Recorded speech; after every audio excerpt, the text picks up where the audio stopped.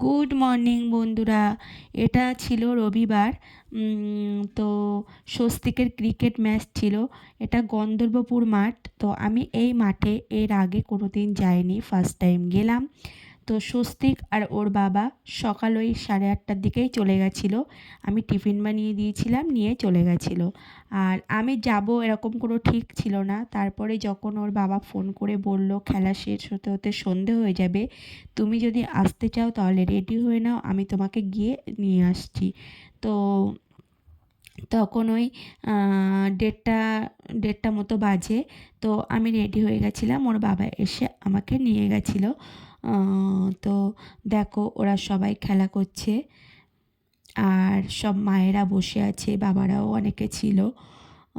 আর মাঠটা একটু ভিতরে, একেবারে মেন রোডের উপরে না। তো মাঠটা বেশ বড়ই ছিল।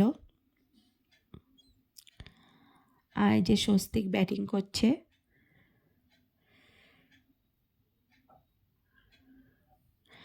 আর এখানে কিন্তু অনেকেই আছে আমার পরিচিত। আহ,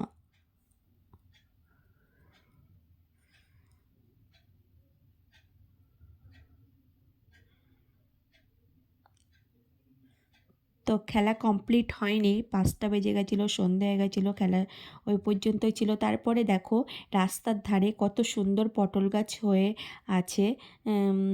আর পটলও বেশ ধরেছে।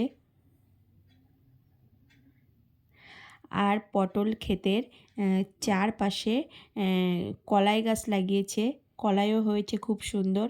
আর চারিদিকটা সবুজ, বেশ সুন্দর লাগছিল দেখতে। তো ভিডিওটা এই পর্যন্তই, সবাইকে টাটা।